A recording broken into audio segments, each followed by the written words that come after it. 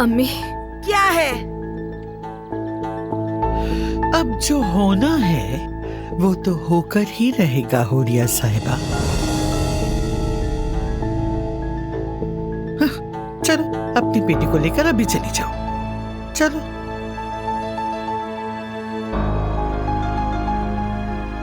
ये क्या कह रही हैं आप? हाँ, हमारी बेटी भारी नहीं है हम लोगों पे। हम आपको हमारी बेटी की जिंदगी से खेलने नहीं देंगे। तौबा तौबा।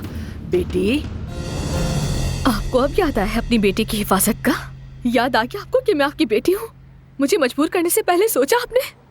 क्या सोचा था आपने अपने मफाद के लिए मुझे शादी पर मजबूर करते वक्त? हाँ, क्या सोचा था?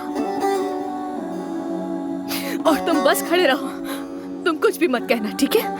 अजमत साहिबा जो करना चाहती है वो करती है, तुम तमाशा देखते रहो।